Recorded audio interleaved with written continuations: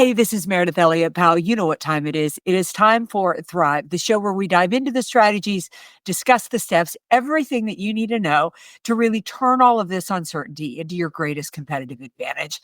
Now, I got a great guest today. He goes and is known as the Sales Dojo. We're going to really dive into neuroscience, tactics, strategies you need to know to sell more effectively. Welcome to the show, Christian. Excited to have you here. Thanks so much, Meredith. Appreciate it. Excited to be here. Yeah. So you are a master of influence, a master of persuasion. You really use very scientific techniques as they relate to sales, and you are known as the Sales Dojo. Now, for members of our audience that don't know what a Sales Dojo is, enlighten us a little bit. Man, well, I appreciate the intro. I don't know if I'm a master yet, but always working on it. The Sales Dojo is basically a place for salespeople to come in and learn how to sell.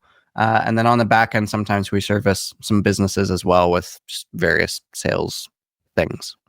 How did you get into the sales space? Man, I got into sales because I was super I was super naive. So I got into sales for stability, shockingly enough. There you go. Yeah. Such a Maybe stable not, industry. yeah, maybe not in the same way that a lot of people think of stability. So I was a music teacher before I got into sales at a high school. So as a high school teacher, I was teaching high schoolers day after day. And basically, right after COVID, a lot of people lost their jobs. Yeah. Especially as music teachers, because it's not really like the most essential work, right? We like to say that it's great and all that kind of good stuff, but a lot of people lost their jobs. And my wife, I was 6 months newly married at the time, and basically I was like, man, if we go through another situation like that, I don't know that I'll have a job. And so that's the stability that I was looking for. I was like, okay, what is a skill that I can learn? What is something that I can do that will always have job security if I'm good at it? And did lots of searching, lots of talking to different people, and basically found sales through that. And I was like, okay, well, let's give it a shot. So then, I mean, after that, the rest is history. Basically, just learned from a bunch of different people, got in lots of different practice, and years later, here we are. Yeah. So I'm curious, right where you started from the beginning. I fell into sales as well. But to me, sales is control. If you can sell, you will always have a job. If you can build relationships and connections, you will always have a job. And our society seems to be getting more and more void of people like that. But why is sales so difficult? Why is it a skill that that at this age still needs to be taught? Man, I think this age even more than before, sales is really interesting. I kind of just view it as being able to connect with other human beings. And this day and age, you can argue that people are less connected than ever and less skilled and adept at connecting with people than ever. There's sites like, Omegle, where people will literally just like go online just to meet strangers because they don't have that connection in their lives. Like, it's crazy. And so if you're able to connect with people, then sales becomes very easy.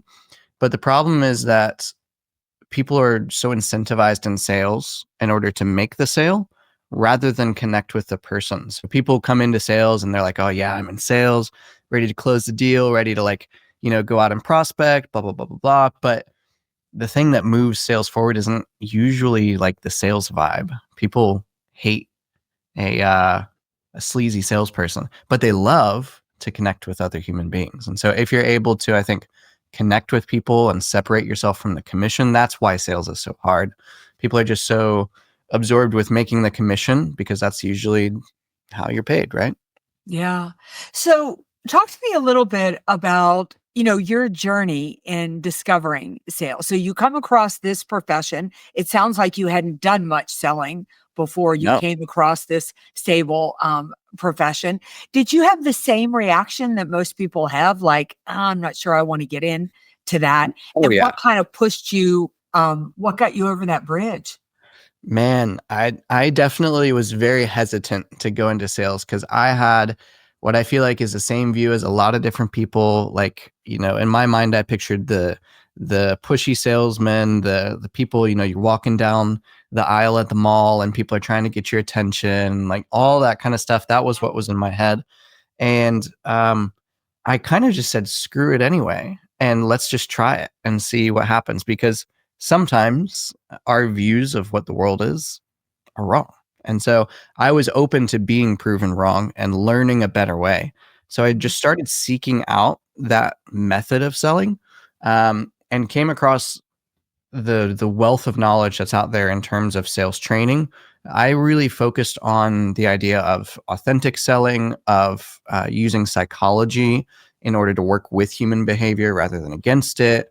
And I invested somewhere a little bit north of about $500,000 into my own sales training in the past few years. And so it's just slowly grown and grown and grown in terms of just knowledge set. Because I'm sure Meredith, like some people will teach one way, and then another Yeah. people will teach another way, and sometimes they're complete opposites. And so Right. you kind of have to figure out, okay, where do I lie on the spectrum? What did you find most valuable? Most valuable, I would say, in terms of like sales philosophies or methodologies or techniques. Or any of them? A little bit, man. That's a tough one. I would say the mindsets Yeah. of a successful salesperson and being able to um, hold someone to the potential that is inside of them Okay. rather than the things that they're saying. So what I mean by that is both externally and internally. As a salesperson, sometimes the conversations can get pretty deep, right? Mhm. And if you're doing it right, they probably will go fairly deep into this person, their desires, their motivations for their life, what problems they're experiencing, how that's affecting them personally, all sorts of different things. And when you get into those conversations, more often than not, we as humans, it's existential everywhere in the human race, but we often don't choose the things that we know that we should because they're hard, because they're painful, because we know it's going to take work, it's going to take time, maybe some limiting beliefs. And so lots of people know the right decision, but being able to make that decision day in, day out is what we struggle with, right? It's a reason that I don't know what it is, like 60% of America is overweight. Yeah. People know that they should go to the gym. They know that they should eat more healthy, but why don't they? Because it's Right. hard, right? And so learning that by way of learning sales, I think has probably been the biggest game changer in terms of obviously number one, making sales, but then also just for me internally in my own mindsets and my own life and my own investments and everything that I do. And so I always think of sales as almost like the ultimate form of personal development because you have to get better for other people in order to then get better for yourself, right? You have to help other people achieve what it is that they want in order to then get paid as a salesperson. So it's like the complete opposite of what the world tries to tell you, which is like look Yeah. out for yourself, and it's really interesting. I think that sales really fails because it is so focused. Most of the techniques are focused on you hitting your goals, you Hmm. closing the sale, you getting to the decision maker. When I think that sales is really, it's sustainable when it is focused on, really focused on other people. That's how you can Hmm. do it day in and day out when you feel passionate about really helping other people. 100%. When did you kind of make the leap from exploring sales to jumping in? And what was your first opportunity in sales? So I come from the high ticket sales space originally, and so this is helping like the digital marketing space, coaches, course creators, consultants, digital agencies, all that kind of stuff. Um, I actually was running a business at the time where I was helping audio engineers with audio engineer things and learned about the high ticket model of how I could take this skill that I had learned and teach it to other people, and basically make more money. And so I paid a coach in order to teach me how to do that. And then that kind of opened my world up to the high ticket space and how big it was, how much abundance there was in that industry. And so I was like, okay, that could be interesting. And basically my coach had said that he had a opening for a salesperson. I was already looking to leave my teaching job, and I had paid the coach to learn his sales methodology. So I was like, I would be perfect for this. And so that's how I got into it. And then from there, I mean, things really just started taking off. I started learning more about sales. I started investing into these programs, and you just basically learn more and more. You grow more and more. You just keep pressing onward. But it's kind of how the start was made. But I never really had a point where I was half in, half out. I think that was one key to why it was successful. Yeah, it's one reason I succeeded so quickly was because as soon as I got that job with that coach, as soon as I was told yes, I had it, I had left my teaching job. I put in my 2 weeks notice. And funnily enough, it didn't end up working out with that guy. So I was kind of thrown into the fire really quickly and made to learn how to network and grow, all that kind of good stuff. But man, I think it's not always the right option, and it's completely up to whoever is in the situation. And of course, use your own judgment. But the idea of burn the boats can be very motivating. Yeah, you definitely have to swim at that point, right? Yeah. What do you want people to know and understand about sales?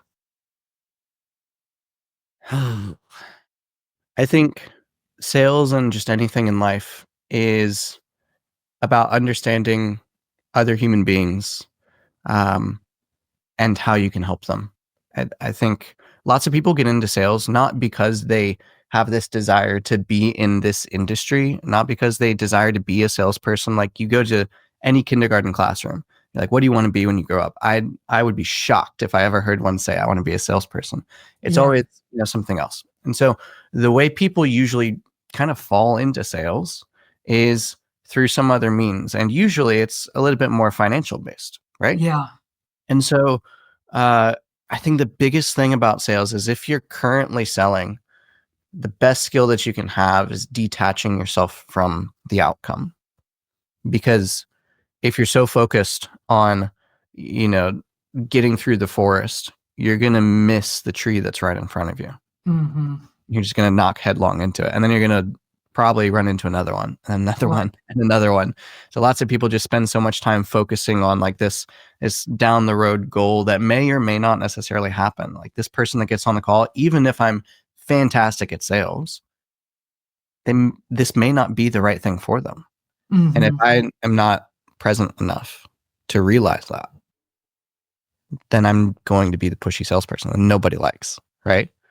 Absolutely. Absolutely. What do you see as the trends coming for sales in 2025?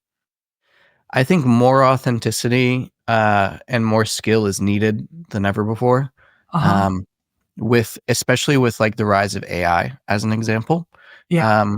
I know personally I've sold solutions where AI is a really big part of the sales process, from AI lead generation and appointment setting to sometimes even AI based like closing calls and such. Mm-hmm. And so AI is incredible and massively powerful, and business owners are already looking at how to potentially replace human cost and oversight and overhead with AI.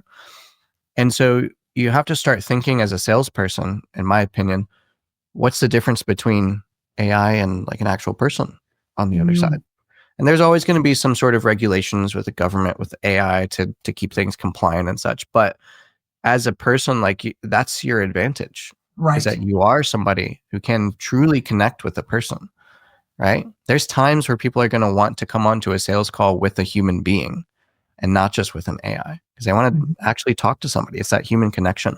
So being able to connect with people, I think, is one of the biggest skills that is going to be needed. And then, of course, once you make that connection, how do you actually navigate through the conversation to make Yeah. sales happen? Would you agree that the ability to connect with people is a skill that's being lost a little bit in today's marketplace? Absolutely. Yeah. People are online more and more. It's really interesting. My wife is still a music teacher, Uh, and I go and visit her school all the time. And she teaches fifth and sixth grade, and it's really interesting. going to talk to those kids, because in some ways, like some of them are good at connecting and then some of them are not, but maybe it's just my bias, Yeah. but I feel like it's different than when I was in school, right? When I was that Yeah. age. And so I'm definitely seeing a little bit of a lack of human connection, more focus, on the devices, et cetera, et cetera. And you can go as deep into that as you want, but I think I heard definitely the I heard a ability to statistic connect is today real. that said kids are spending 9 hours a day online. That's wild. I mean, I That's work a online, so like I spend a lot of time online, yeah. but you know, What do you think the biggest challenges? This so much of this podcast is based on uncertainty and thriving in an uncertain marketplace. And there mhm, certainly is a lot of uncertainty in the marketplace. Most of my clients are still worried about the supply chain issue. They're worried about the labor force. They're worried about quite a few things. And yeah. so, what do you see as the biggest challenges facing sales professionals in 2025? Biggest challenges I think is honestly all of the above. Like you kind of nailed a lot of the biggest things that are going on right now, and I think buyers are more skeptical than ever. We're in what I've heard called like a post-trust era as well. Uh, Trust is lower than it's ever been. People are buying less than they ever have because money is tighter than it's ever been. And like in every area, I feel like the economy and the marketplace is just reaching new heights. And so ultimately, it's like what supersedes all of that? Mhm. Even if money is tight, even if supply chain issues are going longer than they usually would, if ad costs are going up, all that kind of good stuff. um I think the thing that supersedes all of it, again, just to come back to it, it may sound like a you know clanging cymbal, resounding drum, whatever, is that human connection. Because pretty much every deal that I've seen done, pretty much every single one. And except for those that are just like complete laydowns, I think are really about the human connection. If people feel connected, if people feel like they've got that rapport, if people feel like, this is a real person, they feel that trust, that's realistically what gets things through, especially in this day and age. Because people would rather buy from somebody like that Yeah. rather than the opposite, like 99 times out of 100. When you're talking about authenticity, do you think then the telephone or the face to face, like what do you think are some of the most effective sales strategies for 2025? I think video calls are great. There's some people who are a little bit more averse to them. Yeah. In person trumps all for sure. Yeah. But I would say video calls next and then phone calls. You can still do phone calls very well by like sending a video of you beforehand so they can kind of picture your face, see who you are, all that kind of good stuff. But yeah, I think in that order, in person, video conferencing, and then phone calls is still just the more they can see of you. At the end of the day, your brain is very adept at picking up on Mhm. things that people aren't necessarily just saying. And so if your body or if your brain isn't receiving that input, it feels like it's just missing out on something. And so naturally that trust and that rapport is just going to be a little bit lower than if you're able to communicate non-verbally to a person. What do you think that some of the biggest mistakes are that salespeople are making these days? Maybe being too one-sided in their own mindset of things. Mhm. So one of the biggest values that I teach in the sales dojo is that things are rarely black and white. Okay. There's very rarely a truly singular answer for any question, right? Let's just take as people who are listening to this podcast probably have heard something like success loves speed, right? Basic one liner. Some salespeople are probably going to be using it to get a deal done faster. But pretty much everything in life can be argued from the other side, like fairly well and aligned with most values that people find true and logical. And so, just as much as success loves speed, success also loves preparation. And the Mhm. more time that you prepare, more likely it is that when the event happens, it's going to be more successful, right? Yeah. And so if you're going through life believing like X equals Y, or this thing is the absolute 100% truth. There's very few things in life, in my opinion, that are truly like that. And so the more that you can learn to look at things from both sides of the equation, right? How speed might serve in this instance, but then also how maybe going slower might serve in this instance. If you can learn to look at everything in your life from both sides, I think you're going to start to realize that influence is really just realizing what side of the spectrum people are on and how that serves the outcome. That's all. So, talk a little bit more about influence and the role it plays in sales. Oh, it's everything. It's everything. I think all the influences is realizing what people's goals are and aligning what it is that you do with those. Like in the dojo, there's a part of a sales call that every salesperson is familiar with. It's the pitch. But I don't actually teach the word pitch. That part of the call, I refer to it as the connection phase because you're just connecting the dots. You're not saying anything that's new in the conversation. You're finding out that, maybe this person that you're talking to, they have high operational costs and maybe deals are moving a little bit more slowly than they should be. And, the software tool that you are pitching to them solves those things, but you already found out the problems, the goals earlier in the conversation. All that the pitch is like, remember how you said this? This is how what we do solves that problem and helps you achieve this goal that you mentioned earlier. Does that make sense? Yes. Yeah. Great. Next point. Like, this is what you said earlier. This is your problem. Here's how this solves it. There's the goal. And like, you just do that with each point that you went through in the discovery.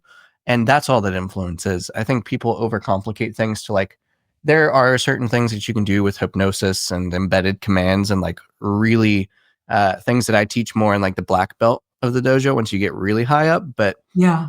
I mean, that's not needed 99.9% of the time. Like, you can get really good outcomes and be very influential in your life if you just realize what people want and you help them get it. That's it.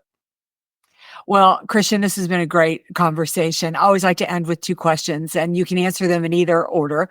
What is your biggest piece of advice for people as they look to head into 2025 and they're faced with all of this uncertainty? What's your greatest advice to help them navigate all this uncertainty? And then, of course, how can people get a hold of you, follow you, find out more about the Sales Dojo and how to be effective in 2025? Man, I'll hit the how to get in touch with me first, because I know Okay. people are just going to get this little nugget and then they're just going to go banana pants because it's Okay. really good.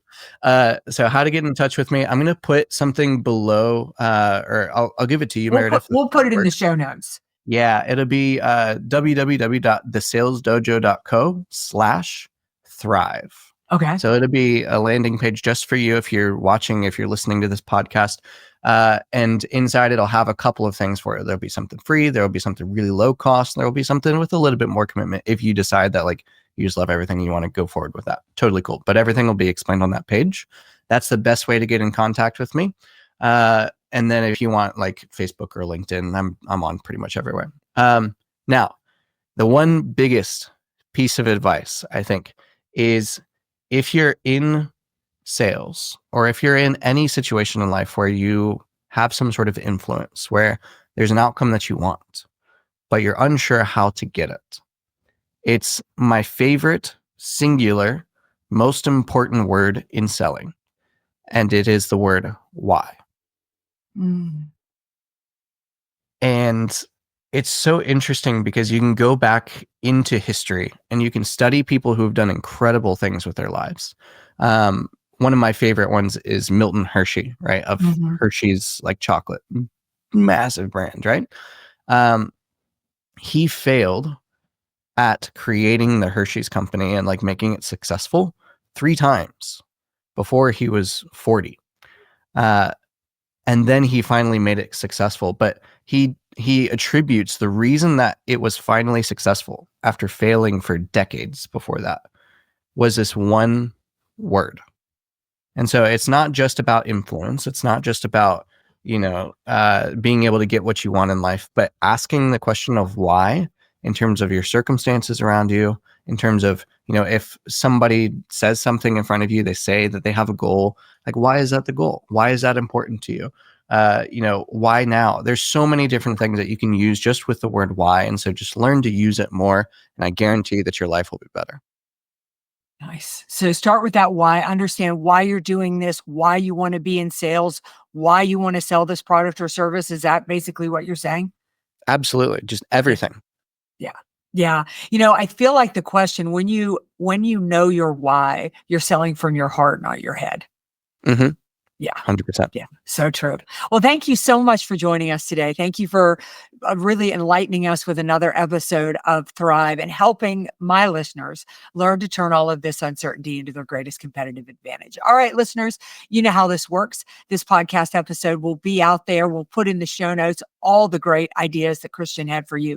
We'll see you right back here next week with another episode of the show that helps you puts you in the seat of control and consistently turn uncertainty into your greatest competitive advantage. We'll see you next week.